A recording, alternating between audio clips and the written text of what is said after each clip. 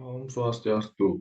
Baik, sebelumnya perkenalkan nama saya Kade Agus Tomayasa dengan NIM 2215101128. Jadi pada kesempatan hari ini saya akan memulai pembahasan mengenai Big Data. Nah, jadi poin pertama yang perlu dipahami adalah mengenai definisi dari Big Data. Nah, sebelum memahami definisi dari Big Data, kita hendaknya mengetahui apa itu data terlebih dahulu.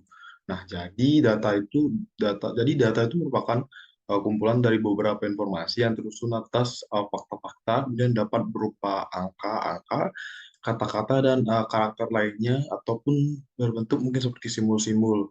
Nah, ini biasanya dikumpulkan melalui proses pencarian atau pengamatan berdasarkan sumber-sumbernya tertentu. Nah, kemudian setelah itu kita bandingkan dengan big data. Nah, jadi pada big data ini, big data itu merupakan sekumpulan dari data nah, dengan jumlah volume yang sangat besar dan terus berkembang. Nah, jadi biasanya big data itu terdiri dari tiga, yaitu yang pertama data yang terstruktur, kemudian yang kedua itu data yang semi terstruktur, kemudian yang ketiga yaitu data yang tidak terstruktur. Kemudian perbedaan yang dapat terlihat antara data dan big data itu adalah dari segi eh, jumlah datanya yang sangat banyak atau besar dan hingga memiliki struktur yang lebih kompleks seperti itu. Dan kita lanjut ke karakteristik dari big data. Jadi beberapa karakteristik dari big data itulah yang pertama volume. Jadi data dalam jumlah dan volume yang sangat besar dan kadang tidak terstruktur. Nah, maksudnya dan contohnya dari data yang besar adalah ketika halaman tampilan dari TikTok seperti itu, kemudian ada feed Instagram dan feed Twitter itu datanya sangat besar. Kemudian karakteristik yang kedua dari data itu adalah velocity. Nah, jadi yang dimaksud dengan velocity ini adalah data ini dapat langsung diakses dengan sangat cepat.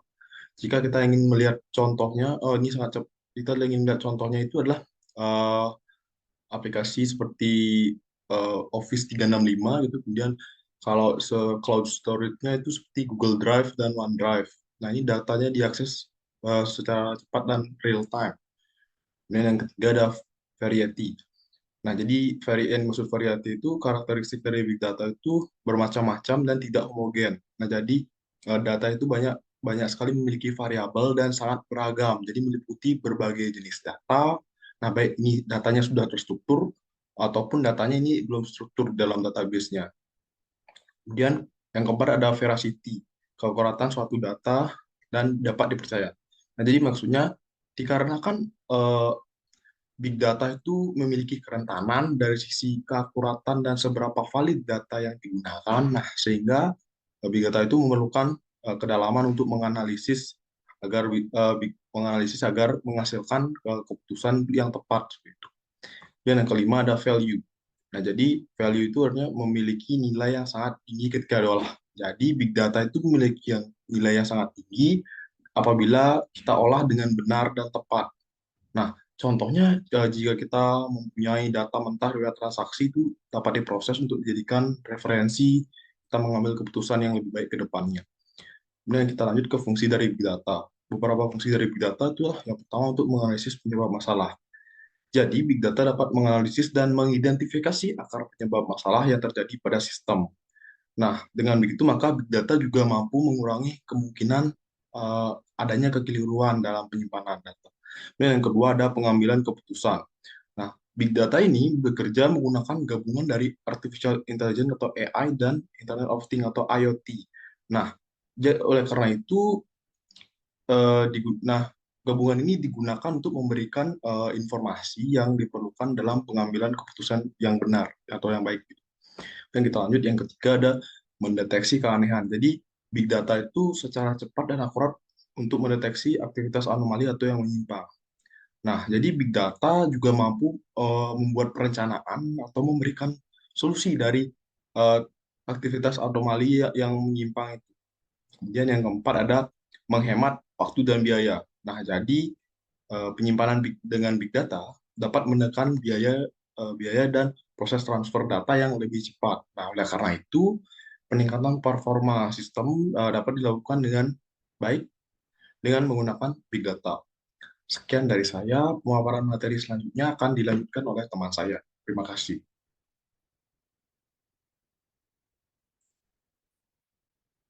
Baik, saya Rega. Di sini saya akan melanjutkan materi yang disampaikan oleh teman saya.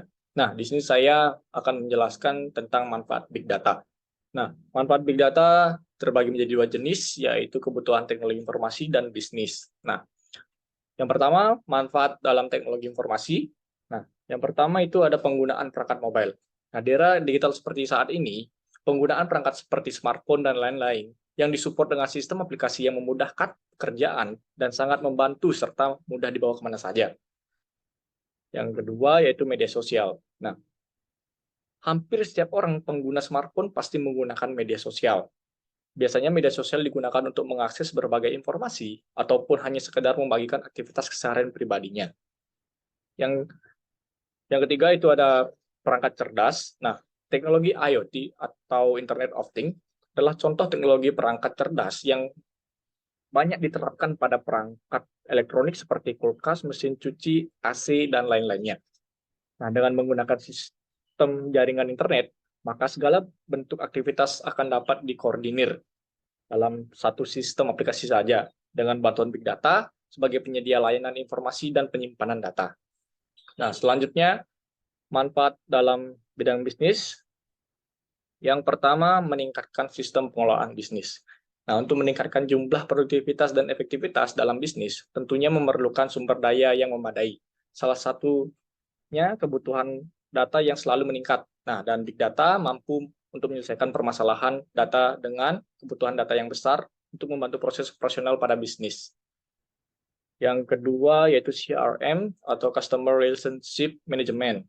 Nah, menjaga dan meningkatkan hubungan baik dengan pelanggan dan sales. Nah, karena itu kita dapat memonitoring aktivitas penjualan, menghitung rata-rata konversi, dan lain sebagainya. Hanya dengan manajemen dan menggunakan fitur tambahan. Yang ketiga adalah mengoptimalkan penggunaan aplikasi. Nah, penyimpanan data sangat berpengaruh karena dapat mempengaruhi optimalisasi sebuah aplikasi. Nah, dengan menggunakan big data dalam proses transfer manajemen data akan dapat mempercepat proses transfer dan lebih akurat. Nah, selanjutnya ada beberapa tools big data yang kita dapat gunakan. Nah, di sini saya mengambil hanya 15 tools big data yang umum digunakan. Sebenarnya ada banyak, jadi saya ambil yang umum saja. Yang pertama itu ada integrate.io, yang kedua ada Adverity, yang ketiga ada Dextrous, yang keempat ada Datadog, yang kelima ada Apache Hadoop, yang keenam ada CDH, yang ketujuh ada Cassandra. Nah, yang kedelapan ada KNIM, yang ke-9 ada Data Wrapper, yang ke-10 ada MongoDB, yang ke-11 ada Lumify, yang ke-13 ada HPCC, yang ke-14 ada Storm, yang ke-5 yang ke-15 ada Apache SMOA. Nah, ada tambahan satu lagi yaitu Talent. Nah, berikutnya adalah cara kerja Big Data. Nah, di sini ada 3 tahap cara kerja Big Data. Yang pertama itu ada integrasi data. Nah, sebelum data akan dipakai, perlu diproses terlebih dahulu, kemudian dapat dimanfaatkan dengan baik. Nah, tahap pertama yakni integrasi data. Misalnya, mengumpulkan semua data dari berbagai sumber berdasarkan kategori, bisa dari masukan pengguna media sosial, dan lainnya. Yang kedua, itu ada manajemen data. Nah, mengatur dan menyimpan data yang sudah terproses atau terstruktur ke dalam media penyimpanan. Nah, media penyimpanan saat ini yang efisien adalah penyimpanan online atau cloud dengan kapasitas besar dan mudah untuk diakses. Yang ketiga itu adalah analisis data. Nah, menganalisis data yang akan dipublish dengan tujuan menemukan informasi yang berguna nantinya. Biasanya zaman sekarang analisis data dipermudah dengan adanya tools-tools yang seperti tadi saya jelaskan. Nah, sekian saja yang bisa saya. Perkenalkan, nama saya Kadardi Widaksuma. Saya akan membahas 3 materi lanjutan, yaitu penerapan, dampak, serta kekurangan dari Big Data. Big Data sering diterapkan di berbagai sektor, seperti bisnis, kesehatan, perbankan, serta pendidikan. Pada sektor bisnis, Big Data dapat berperan sebagai sentimen analisis dan recommendation engine. Sentimen analisis dapat dibagi menjadi 5 bagian, yaitu yang pertama yaitu social media monitoring, yang memiliki arti mengetahui apa yang dibicarakan publik terkait bisnis melalui media sosial. Yang kedua yaitu brand monitoring, yaitu mengetahui sentimen dari opini publik melalui blog, forum diskusi, maupun platform lainnya. Yang ketiga yaitu customer feedback, yaitu mengumpulkan opini dari pelanggan, namun tidak seluas seperti sosial dan brand monitoring. Dan yang keempat yaitu customer service, yaitu menilai sentimen dari pelanggan melalui customer service dari bisnis yang kita buka. Dan yang kelima yaitu market research, memanfaatkan sentimen analisis untuk menilai apa yang sedang dibicarakan dan ramai di pasar. Yang kedua yaitu recommendation engine. Terdapat 4 bagian. Yang pertama, 3 jenis mesin rekomendasi. Terdapat 3 jenis yaitu collaborative filtering, content-based filtering, dan hybrid filtering. Dan yang kedua yaitu mesin rekomendasi memiliki sebuah pemodelan statistik yang dapat memprediksi konten, produk, atau layanan yang digemari oleh pelanggan. Nah, berdasarkan statistik tersebut, mesin rekomendasi dapat menyarankan alternatif produk yang menarik dan sesuai dengan kebutuhan konsumen melalui insight yang ada, sehingga pelanggan dapat memanfaatkan rekomendasi tersebut. Yang kedua, pada sektor kesehatan. Jadi pada sektor kesehatan, Big Data dapat diterapkan dalam hal yang pertama yaitu diagnostik. Big Data serta analitik data dapat kita manfaatkan untuk mendiagnosis penyakit secara cepat dan akurat. Dokter dapat memasukkan segala data yang dimiliki pasien ke dalam sebuah algoritma yang akan menyarankan diagnosis yang paling mungkin. Yang kedua yaitu pemodelan dan peramalan. Pemodelan prediktif sudah berhasil diterapkan di berbagai negara untuk mengidentifikasi dan memprediksi kelangsungan hidup para penderita diabetes misalkan, dan juga memperkirakan penyebaran pandemi COVID-19. Yang selanjutnya adalah untuk manajemen rumah sakit. Big Data dapat dimanfaatkan untuk segala hal yang berhubungan dengan operasional rumah sakit. Misalkan analisis data perawat kesehatan, staf, dan juga dapat digunakan untuk melacak kinerja karyawan secara menyeluruh. Yang ketiga yaitu pada sektor perbankan. Big Data pada sektor perbankan dapat diaplikasikan untuk beberapa hal, seperti yang pertama yaitu customer retention and acquisition. Big Data berperan dalam melakukan analisis data lalu memberikan sejumlah rekomendasi yang sekiranya sesuai dengan kebutuhan nasabah. Selain itu, Big Data juga dapat kita manfaatkan untuk menargetkan suatu iklan. Selanjutnya adalah anomali transaction. Misalkan jika terjadi transaksi mencurigakan yang tidak cocok dengan profil si pengguna atau nasabah. Yang keempat yaitu sektor pendidikan. Big Data dapat kita terapkan untuk data hasil ujian nasional. Data tersebut bukan sekedar data siswa biasa, namun kita dapat memanfaatkan untuk keperluan siswa lainnya seperti pemetaan sekolah atau sebagai penentu kelulusan peserta didik. Baik, selanjutnya adalah dampak penggunaan Big Data. Dampak penggunaan Big Data di pemerintahan. Yang pertama yaitu kinerja pemerintah semakin meningkat. Peningkatan kinerja pemerintah disebabkan oleh adanya efisiensi kerja yang ada di ruang lingkungan pemerintahan. Yang kedua yaitu peningkatan pendapatan negara. Nah, data-data yang terdapat pada Big Data sangatlah penting dalam mendukung kegiatan dalam ruang lingkup pemerintahan, seperti ekspor, impor, pariwisata, maupun perdagangan. Dengan melihat insight-insight yang ada, maka pemerintah dapat dengan mudah melakukan mapping untuk strategi ke depannya. Selanjutnya adalah dampak penggunaan Big Data pada bisnis. Yang pertama, pastinya hemat biaya. Menggunakan Big Data dapat menghemat banyak aspek.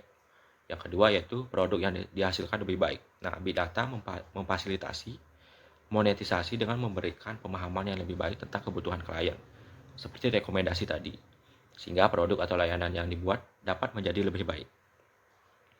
Yang ketiga adalah memudahkan proses bisnis. Big Data memberikan efisiensi dan efektivitas kepada perusahaan maupun individu dalam menjalankan bisnisnya. Semisalkan, yang pertama yaitu Starbucks. Nah, Starbucks memanfaatkan analitik Big Data untuk menganalisa dan memprediksi beberapa data, seperti demografi, tingkah laku pelanggan, lokasi, dan lain-lain, sehingga Starbucks tersebut dapat mendirikan multi cabang dalam satu area. Yang kedua adalah Costco, yaitu perusahaan pengemasan buah. Nah, Costco menginformasikan kepada pelanggan terkait produk yang bermasalah dengan memanfaatkan data yang sudah ada sebelumnya. Dan bagian yang terakhir adalah kekurangan Big Data. Yang pertama adalah banyak Big Data yang tidak terstruktur. Yang kedua yaitu analisis Big Data kurang berguna dalam jangka pendek. Yang ketiga, resiko keamanan data. Yang keempat, kurangnya pakar atau ilmuwan Big Data. Yang kelima, hasil analisis terkadang membawa kita ke jalan yang salah.